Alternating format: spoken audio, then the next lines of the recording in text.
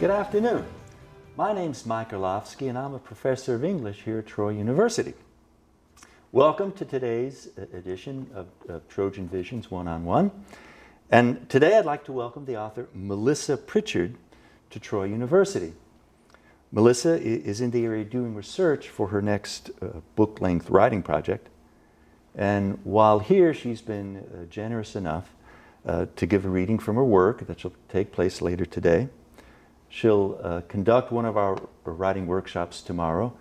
And on Wednesday, she'll be talking to our veterans group in connection with our Troy for Troops program. Let me tell you a little bit about Miss Pritchard. She's won just about every writing award that there is. She's the author of several book-length works of fiction, biography, and a book of essays. Her first book, Spirit Seizures, won the Flannery O'Connor Award presented by the University of Georgia Press. That book was a New York Times Editor's Choice and Notable Book of the Year selection. She's also published in over 70 journals, including the Paris Review, as well as in O, the Oprah magazine, the Wilson Quarterly, the New York Times, and the Chicago Tribune. Most recently, her forthcoming book, which is due out in May, is a collection of essays called A Solemn Pleasure. And it was selected as one of the top 10 books in the area of literary biographies, essays, and criticism in Publishers Weekly's 2015 spring announcement. Let me give you a quote from Publishers Weekly. The novelist, Melissa Pritchard, and short story writer shares in these 15 essays a passion for writing and storytelling that educates, honors, and inspires. It's the inaugural title in Bellevue Press's Art of the Essay series. And Miss Pritchard teaches at Arizona State University. And as a journalist, she's traveled the world, including India, Afghanistan, Ecuador, and Ethiopia. And I'd be remiss if I didn't mention her muse, her short, low, miniature dachshund named Simon. Melissa, welcome to Troy. Thank you. Simon would be very pleased to know you included him in this lovely introduction. Well, we've got a little Maltipoo, Shotzi, and she runs the house. Well, again, welcome to Troy. Thank you. And you've been here since Saturday night. You know, had some trouble getting in from Dallas in the snow.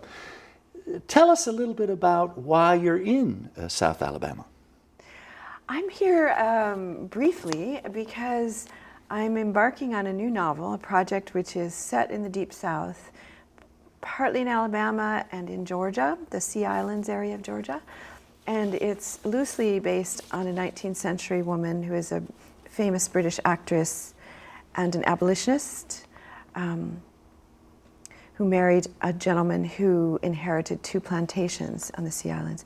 So I'm basically immersing myself, saturating myself with the South. Mm-hmm. And so she lived about half of her life in the South and half in London as an actress and from a very distinguished acting family. So sounds like Franny Annie Campbell. That's who it is. Yeah. Oh, you guessed. Oh, yeah. I love it. Yeah, yes. I read her journal of a Georgia plantation, 1838 to 1839. I read it some 30 years ago when I lived in Chicago. And I was captivated, and I remember saying to myself, one day I will write about her. I had no idea it would take this long. But, and I've always loved Southern literature too, and Southern history. So it's kind of a convergence of a lot of things that I care deeply about. I understand this is your first time in Alabama. My very first time in Alabama. What first impressions? I know the weather's been kind of damp and cloudy. The kindness of the people, that hospitality is very real. And I think I'm not sure how to say this. I mean it in a flattering way. I'm originally from California, where everyone seemed to be escaping their roots, like nobody.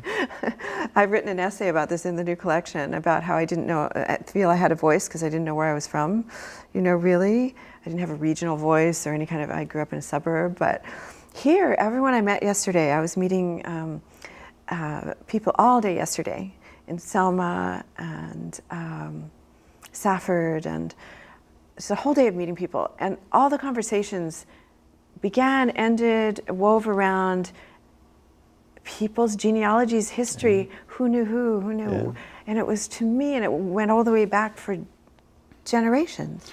I was fascinated. I'm a Pennsylvania Yankee, but I've been in Troy now for 28 years here teaching at the university. And years ago, I came to the decision, I think if you stay in Alabama long enough, you meet everybody in Alabama. I've met governors, senators, representatives. John Lewis, the representative for the considering the Edmund Pettus Bridge crossing, who is from Pike County, just right out of Troy.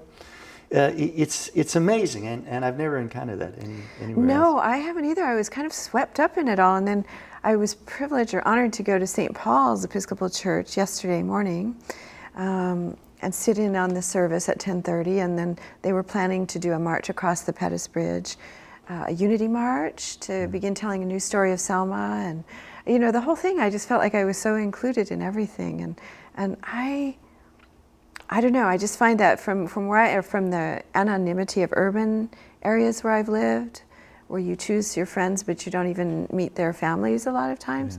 This to me there's something deeply satisfying about it, and for me very unusual. I've never experienced it before. I kind of feel that way when I go back to my parents' hometown, a little coal mining town in Pennsylvania. And there's a distinct feeling there of not understanding the culture, but being part of the culture, understanding the cultural references without anyone needing to talk about it. We'll get back to that in light of that student I was telling you about earlier, who's from Jack, and he wonders, what to write about because, not much happens in the small town of Jack. But I want to talk next about your upcoming book, A Solemn Pleasure, that'll be released in May. It's a collection of essays, and one of the main themes is why write. So what was the genesis of your ideas for the collection? Very interesting. I really wasn't planning on putting an essay collection together. I had been writing essays and journalism pieces, articles for magazines over the years. And I was planning on launching into this new novel, and then my publisher, Erica Goldman at Bellevue Literary Press, which is housed in Bellevue Hospital, by the way, in New York City.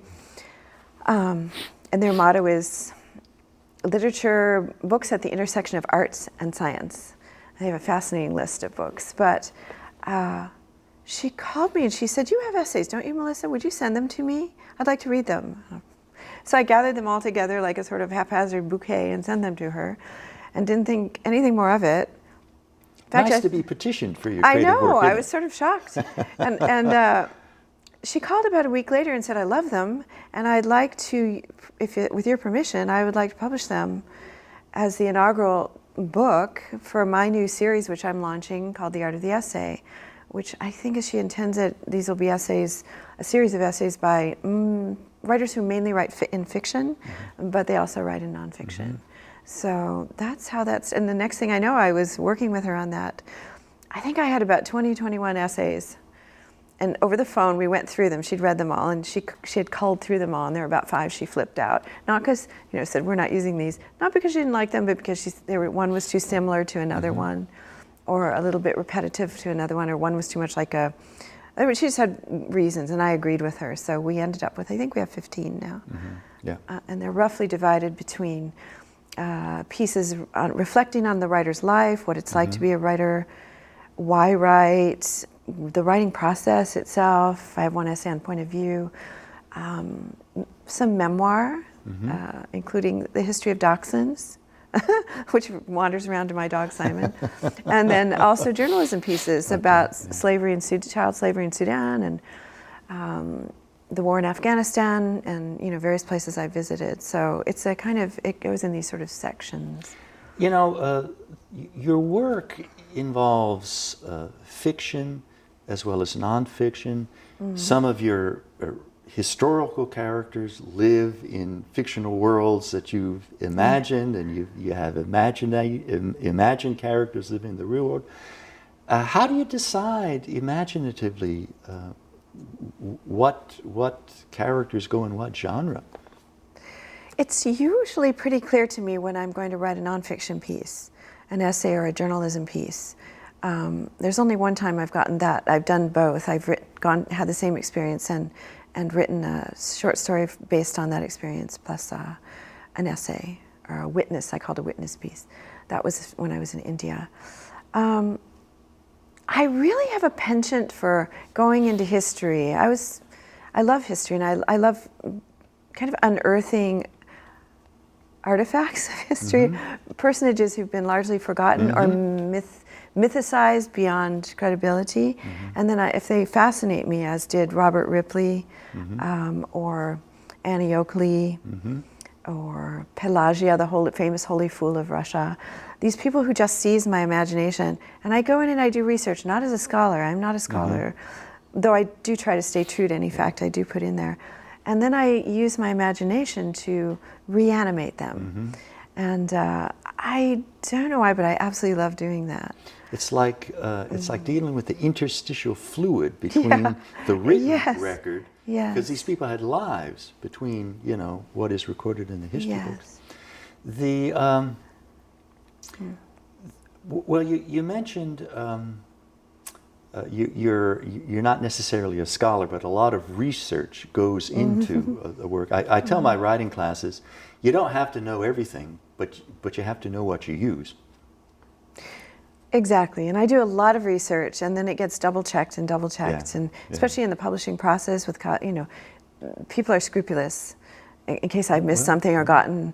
I'm working on a short story now that's going to be published in a couple of months, and we're going through the copy edits, and I have a song in there. I think it's from the 1960s. It's set during the 1960s. That story, the Chubby Checker, the Twist or something. Remember that? And so I've got it in there in this story. And it turns out somebody was fact-checking, and I'm a year off in my reference. And so now we have to move that all around.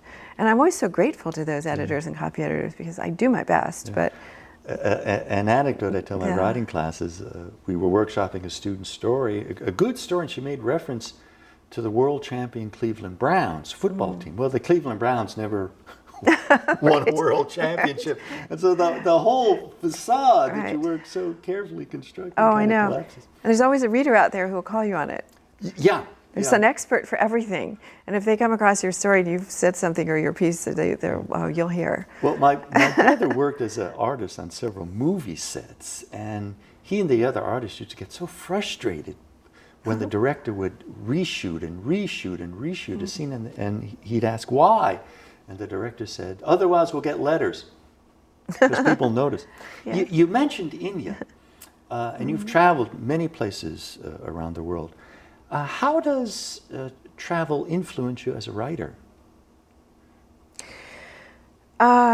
Several ways, actually, but in reference to the trip to India, I went 3 times. The first time in 2006, I was invited to be part of a team called the Dewaka Foundation, an NGO that was funded by the State Department to hold writing workshops for adolescents who'd been rescued from sex trafficking in the brothels of Calcutta, the main working class brothels called Kalighat. It's right near Mother Teresa's home, by the way, original home for the dying, and a temple, Kalighat Temple. So I held these workshops. Here's an interesting story, I think, because I could talk a lot about all of this. I've always had a feeling that art and writing has some sort of therapeutic value. I don't do it for that, but I'm interested in ways that writing can. And there's scientific studies now that are showing this, how writing your story or writing itself, especially handwriting first, works in some way in your neurological system. It's quite healing.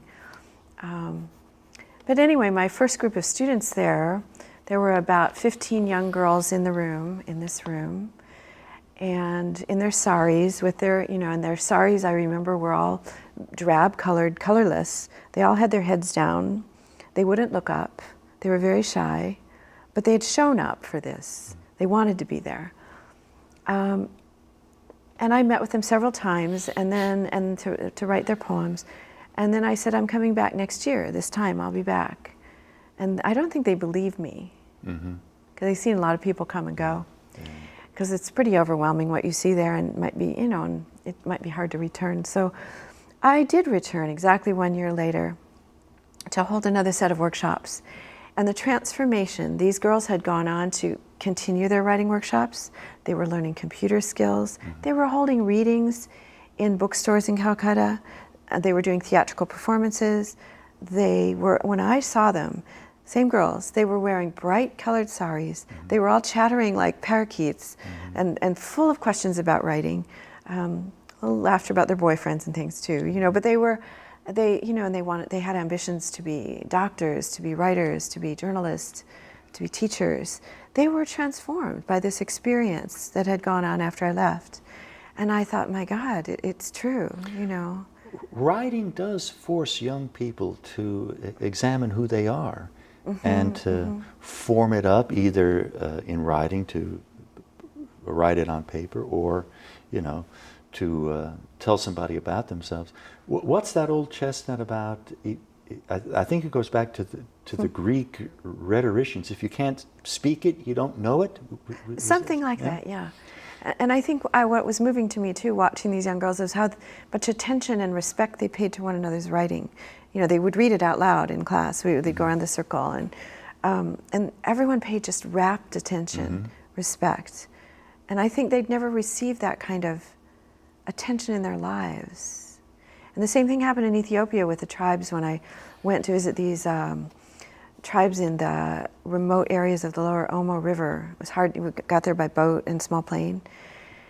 And some of the first things when they would come up to me, I brought pencils and paper that I was told to bring some gifts, and and pens, and they wanted me to teach them the alphabet. They weren't getting schooling, but they knew there was such a thing as schooling, and they knew that some of their members of the tribes, the boys particularly, had gone off to school, but most of them weren't able to. And they would I remember one tall young man, he was just this beautiful young man, and he asked me in halting English, could I teach him the alphabet? And we drew it out on the dirt, we sat in the dirt, and I went A, and he went A, we went through the whole thing.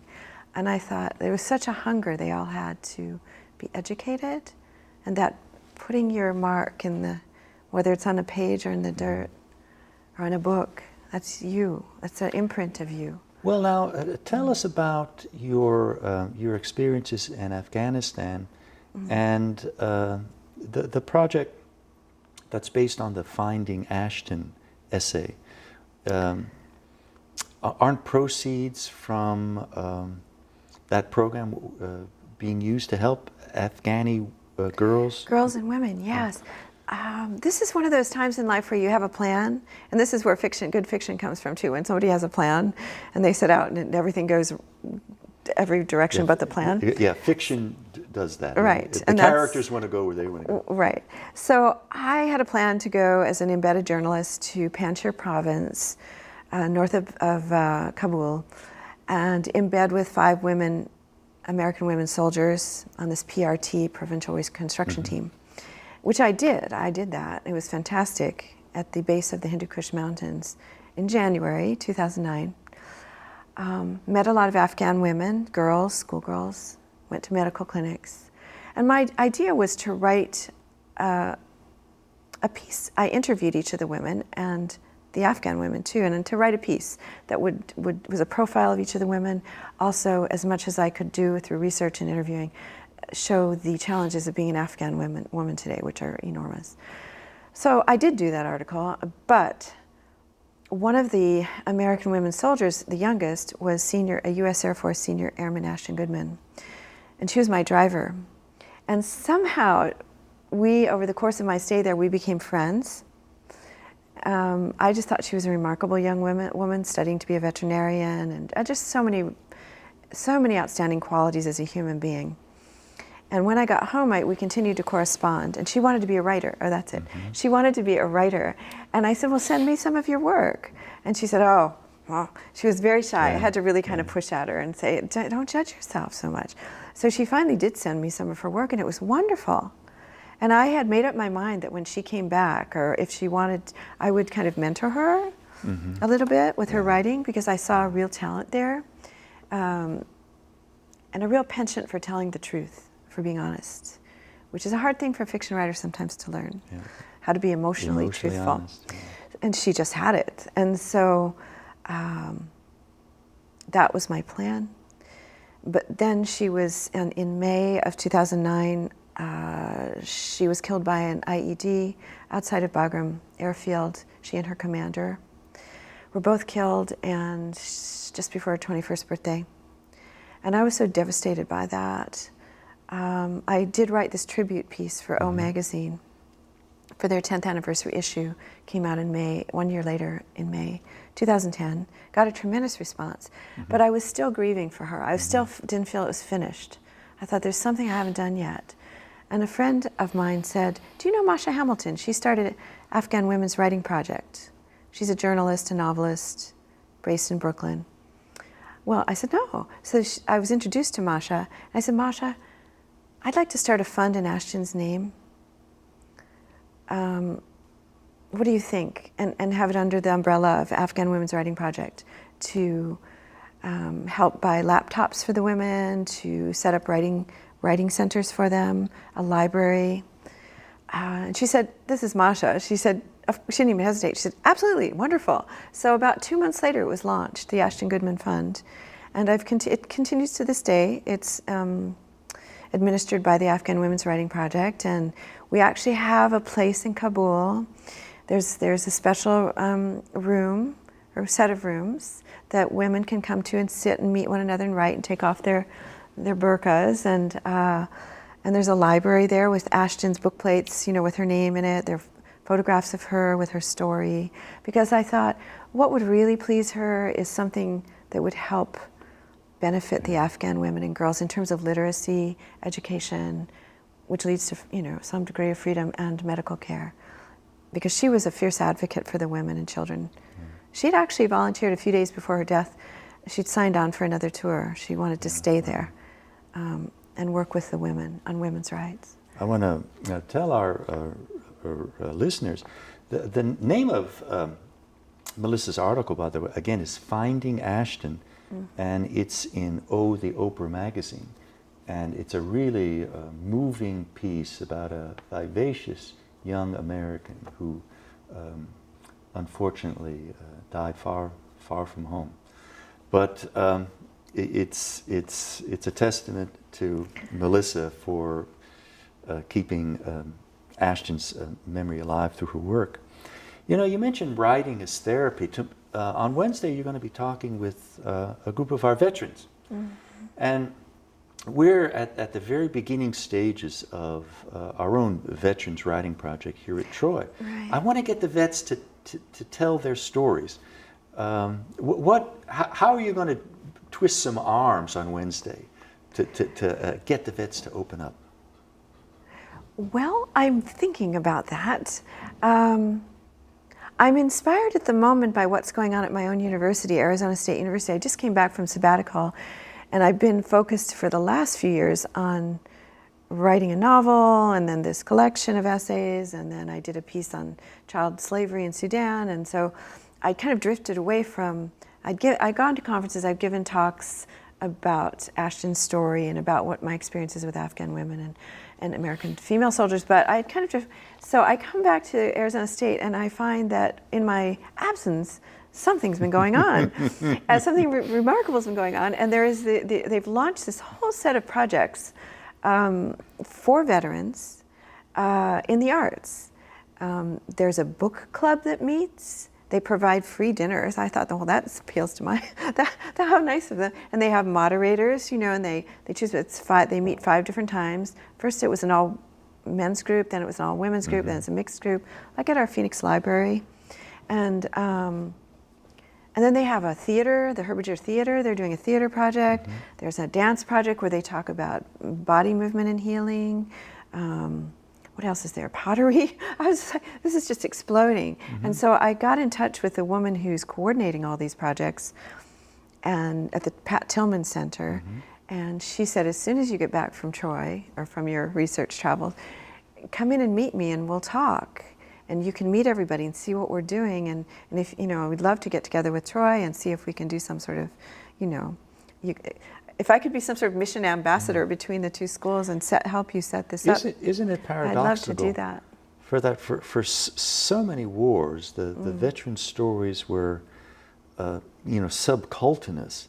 Mm-hmm. But maybe we're finally, getting it and asking the vets, well, tell us about you. How are you changed by these experiences? And another irony that it's art that seems to be. And it's art, and the power of telling your story when you're ready. You have to be ready to tell it, and that can take.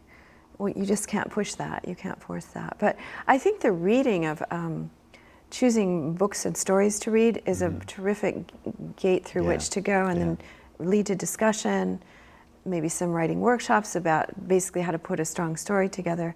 And then the idea of, I've worked in prison projects too with women prisoners, and they, writing groups, and they do the same thing. They've gone through traumatic experiences of their own kind, and they find it freeing to discuss literature and see the values reflected in stories, what happened to characters in stories and what happened to them in their decision-making process that led them to prison, perhaps.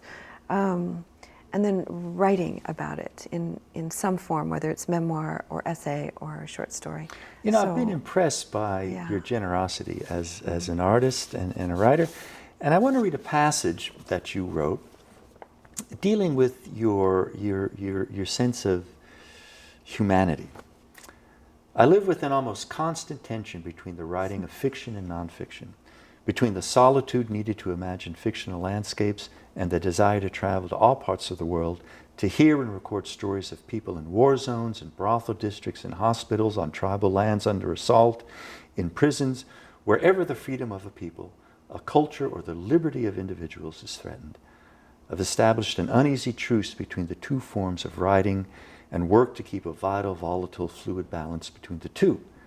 When I lose that balance, when I despair of having a positive effect in either form, I'm comforted by these words from Rumi, a Middle Eastern 13th century poet. Quote, "You say you can't create anything original? Don't worry about it. Create a cup from which your brother and sister can drink."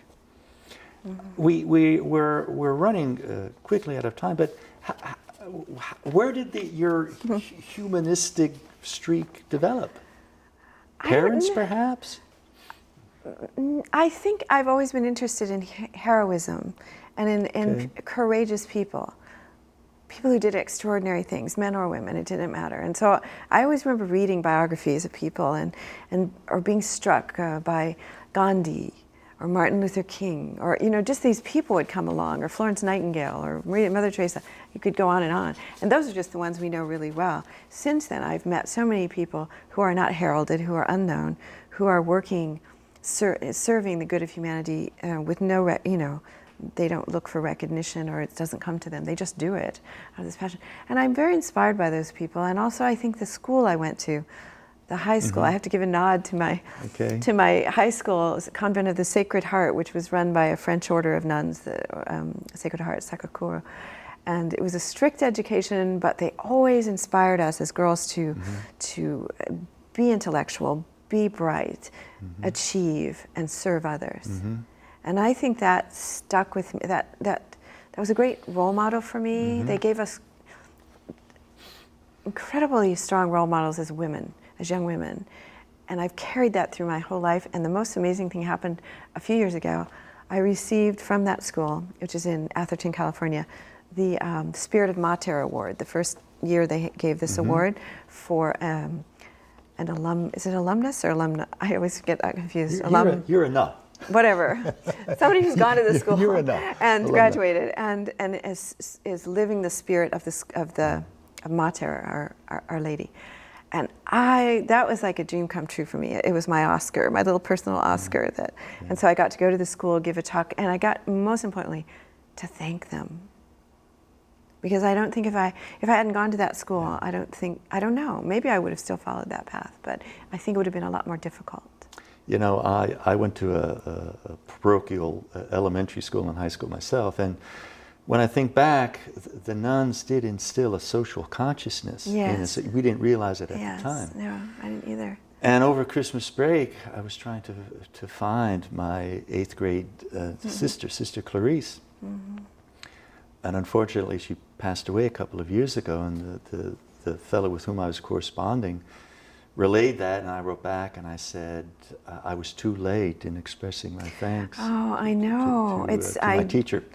Yes, that's something that's so easy to miss. And he said, do it while you have the chance. Yes, always, yes.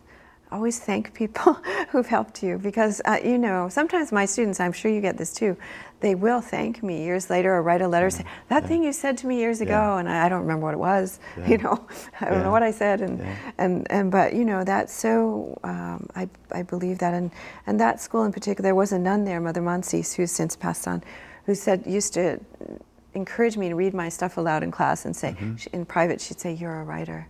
And I didn't, at that point in my life, had no self-confidence, was really shy, didn't think I could do anything. And she was like, you are a writer.